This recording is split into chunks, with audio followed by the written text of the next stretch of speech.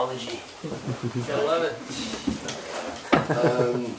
Alright, so first of all, thank you to Jeff and Gina and Phil for putting this together. And for all of you for soldiering on with us tonight. This is from a short story called Wheelbarrow Races. The first thing John noticed when he got out into rural America was the smell. It smelled like shit. Not the chemical kind of shit it smelled like when a strong east wind blew over the city from Secaucus. Actual shit. It was everywhere. He couldn't see it, but the smell was overbearing. He did not know that while the smell was commonplace in Millersburg, Ohio, an Amish stronghold, it was not pervasive across the country. Without that knowledge, he began to wonder whether leaving Manhattan was such a good idea. He asked the bus driver about the smell. They had bonded over a mutual loathing of New Jersey during a pit stop on the turnpike. John told the one Jersey joke he had. You know why New Yorkers are so pissed off all the time? Because the light at the end of the tunnel is fucking Jersey. The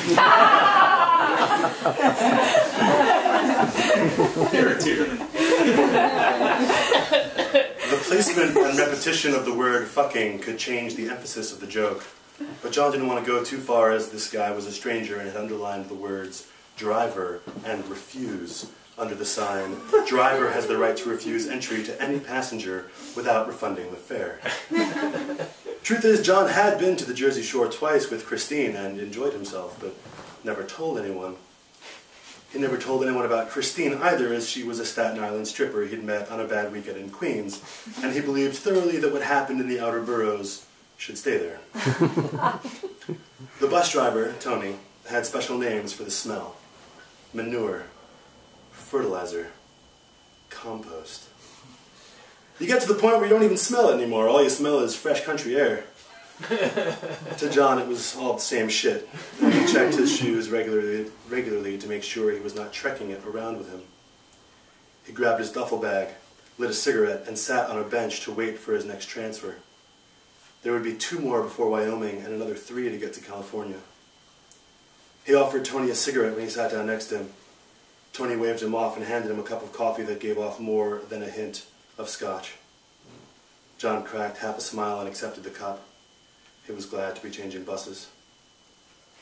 John's duffel bag had wheels, though he never used them, as he felt like a pussy trailing his bag behind. In his pockets he had 3 bus tickets, a key ring with a small compass, and a bottle opener shaped like a key, along with $11. In his socks was tucked the balance of his bank account, $227, just in case someone tried to pick his pockets while he slept on the bus. When he was 9, he slept straight through the fire that destroyed his and 3 other buildings on West 207th Street, gradually waking up to the cold night air on his face as his father carried him down the block to safety. The other passengers on the bus looked harmless, but since it was the last of his money, John wanted to be careful. He spent the next 2 days of his bus trip gradually shedding the 7 keys that led him into the various parts of his life. There were 3 doors to his apartment building. There were 2 keys for the inside door, though the internal lock on the bottom one had long since been turned upside down, rendering it useless. One needed to use a credit card, Metro card, or book of matches to open it. Once when he forgot his keys and wallet upstairs, John had used the takeout menu pasted to his mailbox to gain entry. After that, he started locking the top lock when he could be bothered. Those 2 keys he left on his table at the 24-hour diner downstairs from his apartment.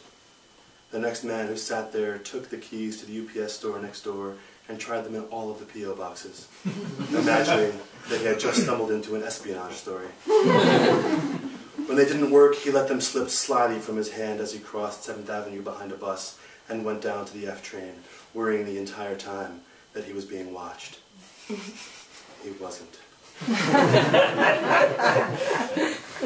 There were 3 keys for the front door of his apartment. The main lock had been so resolute that when someone broke into the apartment, it remained a pair of clasped brass hands firmly bolted to the door frame. The top lock was found in 2 pieces in the living room. He came home that night to find a new 3rd lock at the top of his door, the key on a nail just inside the apartment with a note from his landlord. "Let's hope this keeps them out next time." John laughed as he was pretty sure it was the super's son that had broken into his apartment. Who else but a 14-year-old kid breaks into an apartment and steals only a laptop, a guitar, and a mason jar full of quarters? Which John had saved for laundry, though he imagined that Joey was now a big player at the arcades down in Chinatown. The key to the loyal lock John kept in a yellow, beat-up tin box he found at a gas station flea market. The tin was fouled with motor oil and contained several sizes of fishing weights and steel leaders, though John did not know what those were.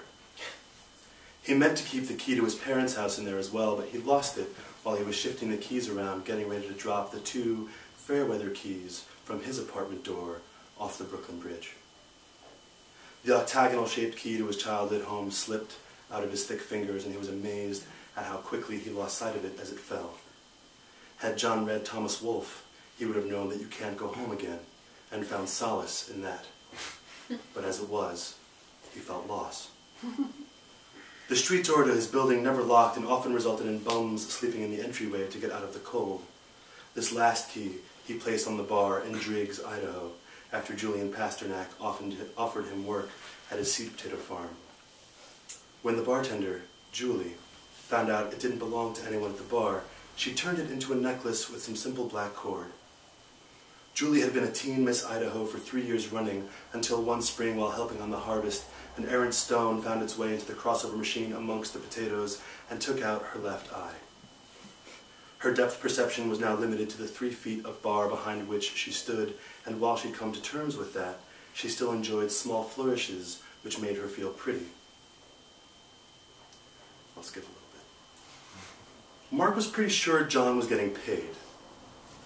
Before John got there, Mark had been happy to volunteer at the farm and was satisfied with room and board in exchange for his hard work. John had consistent access to sundries not provided by the Pasternaks, and it made him feel like an also-ran. Mark was the one who cared about the Pasternaks. He'd been with them for 6 months when John showed up. Julian Pasternak had met John in town at the bar on Route 33 and brought him home to help with the harvest.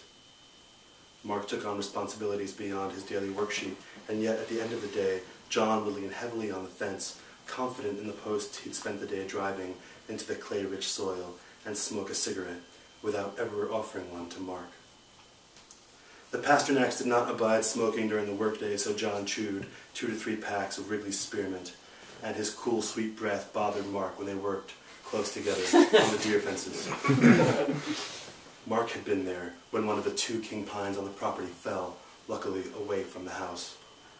The tree took out 15 feet of fencing and jarred loose another 200 feet on either side. The impact shook Mark in his cot, and for a moment he was worried that he'd slept through his first earthquake. Mark had never experienced death in any form, and walked along the length of the tree that night, half expecting it to be warm to his touch. Mark collected 3 pine cones from the area around the trees and kept them in his room.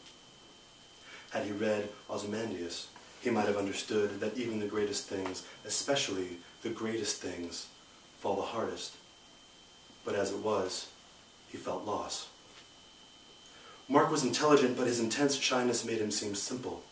He nodded responses to most questions and spoke quickly and with frugality. His internal monologue often scolded him for not speaking up. He was happy to have company while he worked, but could never find a way into the conversation.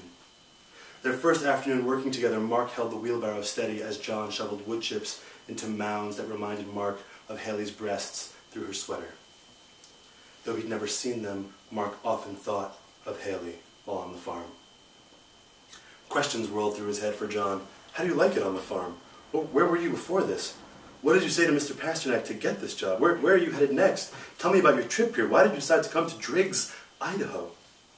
Instead, he muttered to the pile, "Looks like a girl I knew in high school," nodding his head towards the growing swell. John looked up confused. Where? Mark never knew what to do when his jokes didn't stick their landings, which was often. So he just shook his head quietly, smiled, and squinted a bit as if to say he had to be there, even though John was right there. Shit, he thought to himself. You gotta speak up, man. What time is it? 12:30. That's the best news I've heard all day. Let's grab some lunch. The Pasternak's son, Oliver, had been kicked by a horse just before school let out 2 weeks before so that children could help with the harvest, and spent all his time in his room. This, of course, was a lie, as no child raised around animals gets kicked. Mark would have never thought anything of it if John hadn't brought it up. So what do you think actually happened to Oliver? Mark didn't like the conspiratorial tone, except for the fact that it made him feel like John was taking him into his confidence, and as the two generally worked in silence, he enjoyed the change. What do you mean? He got kicked by a horse. How long have you worked here, Mark? 6 months? I've been here 4 days, and every day Pasternak reminds me about how to avoid getting kicked. Make sure the horse sees you coming. There's no points for stealth in the stable. You're not stalking deer in there. Mark had been in Driggs long enough to hear about the sophomore curse, where every year for the past 10, a teenager had died due to drugs or alcohol. Hoping to keep their conversation going, Mark told John about it, but he only nodded knowingly and said, "No way that kid got kicked." Mrs. Pasternak, Julia, would bring Oliver's meals up to his room. All the local boys not working on their family's farms were snapped up by other farms without children of proper age, so John happened into the right town at the right time. In the field, after lunch, Mark finally blurted out, "What are you doing here?"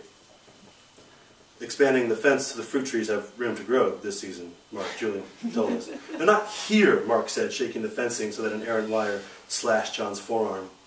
Mark was amazed that John didn't even flinch as the blood flowed quickly from the gash, forming tributaries along the black hair of his forearm. "I know what you mean, Mark." I was being a wise-ass. In silence. John wiped his forearm with a bandana from his back pocket that was his panacean remedy for grease, dirt, paint, and now blood. He breathed deep. Mark did not breathe at all, unsure whether John would speak or hit him after he was done wiping away the blood. Just then, 2 women walked by, chatting and laughing loudly, with their dogs on those retractable leashes that let out more cord as the dog needs it. The dogs made it up to the fence where John and Mark were leaning. As the men walked by, John noticed the women in their tracksuits, discerning the subtle sway of carefully reconstructed breasts from the billows of the fabric. Real breasts lose themselves in the windful folds of the unflattering fabric. Mark noticed the dogs. Carefully bred to show the full characteristics of their Newfoundland breed, the dogs were a work breed meant to help fishermen with large catches and were renowned for their water rescue skills, though these women would never utilize them. New money had been floating through the valley. Its proximity to Jackson Hole and an ever-expanding offering of leisure outdoor outfitters made women like these more common on the rural roads. "What a waste," Mark said, surprised to see John nod slowly in agreement. "I bet they paid $5 grand for those." "Probably more," John added. Stop there.